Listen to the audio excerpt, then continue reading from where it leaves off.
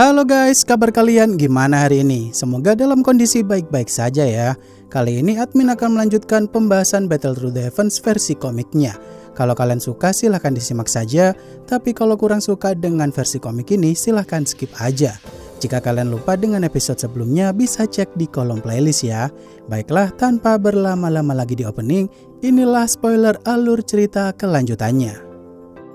Setelah kemarin Xiaoyan dan Xun-Er dikejar-kejar tubuh energi tingkat Bansheng, di sini mereka berdua pun hanya bisa menghindar doang nih guys, karena pedang darah tubuh energi itu sangatlah amat kuat. Kemudian Xiaoyan dan Xun-Er yang memutuskan untuk menyerang balik. Serangan ledakan lahar api surgawinya Xiaoyan tuh berhasil dihindari musuh dengan begitu mudahnya. Tubuh energi itu yang menghadang serangan ledakan api surgawi Xiaoyan dari depan. Di waktu bersamaan tuh Xiaoyan pun menyerang tubuh energi itu dari belakang. Tapi sayangnya serangan tersebut masih bisa ditangkis juga. Ketika Xiaoyan terpental dari sana, dia pun berkata nih kalau dua serangan tersebut hanyalah pengalihan doang. Karena serangan utama adalah teknik jari surgawi miliknya Xun-Er. Xun-Er yang berhasil menyerang tubuh energi itu dan menciptakan ledakan yang begitu besar. Awalnya sih mereka cukup was-was nih, apakah serangan tersebut berhasil. Setelah itu tubuh energi itu pun bangkit sambil berkata kembali kalau dirinya akan membuat Xun-Er jadi mainannya seumur hidup. Dimana kala itu Xiaoyan melindungi Xun-Er dengan sisik naga primordialnya di sana ketika dia mau diserang oleh tubuh energi tersebut. Xiaoyan yang saat itu tak rela Xun-Er ditangkap oleh tubuh energi itu dan mengeluarkan doji yang begitu besar. Di momen ini Xiaoyan tak sengaja membangkitkan tato klan Xiao di dahinya itu secara samar-samar nih guys. Di waktu bersamaan tubuh energi itu pun ketakutan setelah melihat tato klan Xiao. Pada akhirnya tubuh energi itu bersikap baik kepada Xiaoyan. Bahkan dia juga ngasih beberapa macam harta benda berharga yang dia kumpulkan selama ini. Xiaoyan yang saat itu sangat kaget dengan perubahan drastis tubuh energi itu. Di sini tubuh energi itu pun memperkenalkan dirinya jika dia tuh bernama Xuedao. Setelah itu Xuedao pun pergi sambil berkata kepada Xiaoyan kalau dirinya akan membantu Xiaoyan karena Xuedao kenal dengan leluhur klan Xiao. Setelah itu Xun-Er pun tak sengaja melihat tato klan Xiao yang ada di dahinya Xiaoyan. Kenapa bisa muncul tiba-tiba nih, padahal harusnya darah Daudi dari klan Xiao udah lama sirna. Kata kucing sih mungkin karena mereka ada di makam surgawi yang keberadaannya cukup dekat dengan makam leluhur klan Xiao. Xiaoyan yang punya ide untuk melacak keberadaan makam surgawi dengan tato klan yang ada di dahinya itu, mereka pun melanjutkan perjalanan mencari makam klan Xiao yang kemungkinan sih tak jauh dari sana pula. Beberapa jam kemudian mereka pun sampai di hutan batu, di mana mereka saat itu terkena jebakan yang udah dipersiapkan Hunya dan Hunli sebelum mereka datang. Karena mereka tahu kalau Xiaoyan pasti akan pergi ke makam leluhur klannya. Xiaoyan dan teman-temannya yang menghancurkan formasi jebakan Hunya dan Hunli di sana. Tiba-tiba saja ada formasi susulan yang begitu kuat berasal dari kultivator ranah Dosheng nih guys. Yang mana Xiaoyan serta teman-teman di sana pun begitu kaget kalau Hunya dan Hunli berhasil menghubungi leluhur klan jiwa mereka dan meminta bantuan mereka untuk nyerang Xiaoyan. Mengingat klan Xiao dan klan jiwa aja udah lama sekali berseteru satu sama lain.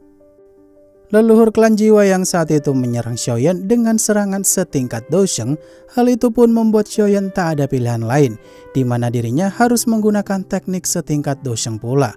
Di sini Xun-Er, Jenderal Guqing dan semua orang-orang dari klan Gu pun bersatu membantu Xiaoyan. Sedangkan Xiaoyan sendiri menggunakan kekuatan tato klan Xiao-nya di sana untuk meningkatkan basis kultivasinya pula. Xiaoyan yang menggunakan teknik tapak penciptaan langit untuk menahan serangan dua tubuh energi leluhur klan jiwa itu, teknik pertahanan Xiaoyan saat itu tuh bisa dihancurkan dengan begitu mudahnya. Kata mereka masih ranah Dozun aja sok-sokan pakai teknik Dosheng. Dalam situasi terpojok itu, Xuedao pun datang menghadang serangan dua tubuh energi leluhur klan jiwa itu nih guys. Di momen ini Xuedao pun berkata kalau dirinya akan melindungi keturunan klan Xiao apapun yang terjadi. Xiaoyan yang melihat tangan Xuedao begitu gemeteran menghadang dua Dosheng di sana, tentu aja kata dua tubuh energi leluhur klan jiwa di sana tuh mendingan Xuedao jangan sok kuat. Kalau rananya aja masih stuck di tingkat Bansheng. Di sini Shue-Do yang benar-benar nekat mau terlihat keren di depan mata Xiaoyan, tiba-tiba aja serangannya pun entah kenapa bisa melukai dua tubuh energi leluhur klan jiwa di sana.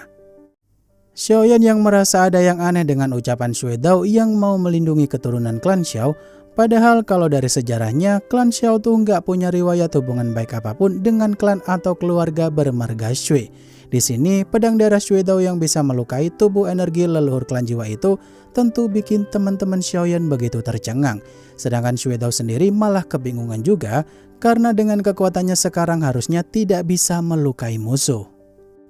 Shue-Do yang saat itu menyombongkan dirinya di sana sambil berkata kalau dua Dousheng aja pasti bisa dia kalahkan walau ranahnya Shue-Do masih di tingkat Bansheng. Di sini kekuatan aneh ini malah dimanfaatkan Shue-Do nih untuk spam serangan pedang darahnya itu. Kemudian muncullah tubuh energi leluhur klan Xiao bernama Xiaoshuan yang ranahnya berada di tingkat setengah langkah menuju Doudi, di mana serangan barusan tuh ternyata berasal dari serangan leluhur Xiaoshuan. Makanya dua tubuh energi leluhur klan jiwa aja merasa kesakitan. Dua leluhur klan jiwa di sana yang menggabungkan kekuatan mereka untuk menyerang leluhur Xiaoshuan.